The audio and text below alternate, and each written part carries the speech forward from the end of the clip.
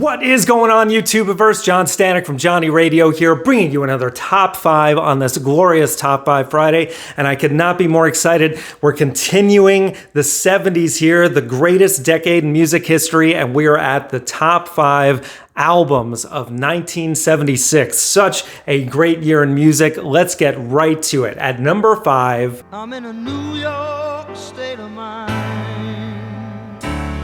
Turnstiles by Billy Joel, one of his greatest albums. This is a precursor to The Stranger, and it's got one of my favorite tracks of his of all time, New York State of Mind. Incredible song, but really there's not a weak track on here. You got Say Goodbye to Hollywood. You've got Miami 2017, such an epic track. I've Loved These Days, a very underrated Billy Joel song. And then you've got Prelude / Angry Young Man, which is one of the coolest piano intros to any rock song of all time. So that's just at my number 5. Now at number 4. Welcome to the Hotel California. Hotel California by the Eagles. Gotta have this on your list. And you know, a lot of you would probably have this higher on your list. I mean, just the title track alone is one of the greatest rock and roll songs ever recorded. And then you've got Life in the Fast Lane, Wasted Time. It's almost like a greatest hits collection. Of course, the Eagles' greatest hits is their highest selling record of all time, for good reason. You've got all the best stuff right there, but I think this is the high watermark of them as a creative collective, their best album that they produced in the studio. Amazing. And that's just at my number 4. So now at number 3. Here comes the story of the hurricane. The man, the authority. Desire by Bob Dylan.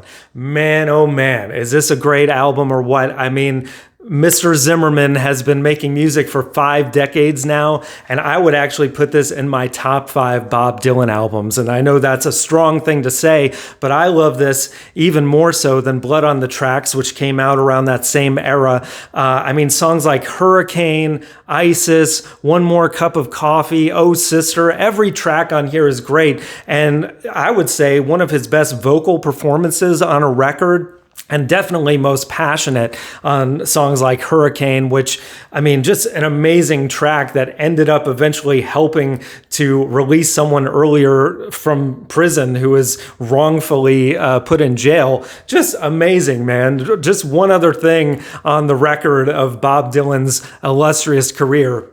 That's just at my number 3, folks. So now at number 2.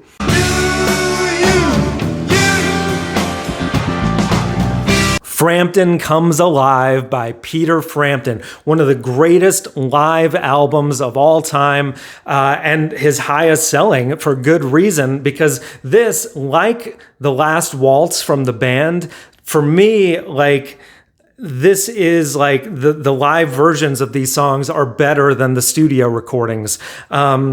Baby, I Love Your Way, even Show Me the Way. Of course, Do You Feel Like We Do? One of the most epic live recordings of all time. Just an incredible, and everything on here is so fun to listen to. Just Doobie Wah. The list goes on and on. I've done a review of this album on my channel already, so you can check that out in more detail. But I mean, Frampton's best work and really underrated as a guitar player and a vocalist, just one of the greatest of that era. So that's at my number 2. Now at number 1. Songs in the Key of Life by Stevie Wonder. It's a perfect 10 out of 10 album, so you knew this was going to be at number 1. It's on my wall of perfect albums here, and oh my gosh, I mean, it's, in my opinion, it's the greatest double album of all time.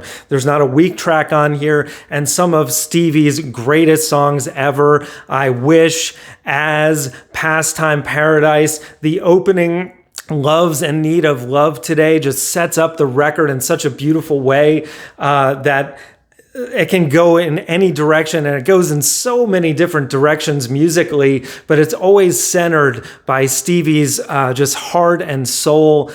His vocals were just incredible always throughout his career, but I think this is definitely the peak of what he did creatively. I mean, he threw everything but the kitchen sink on here, and every track, even the instrumentals are magnificent.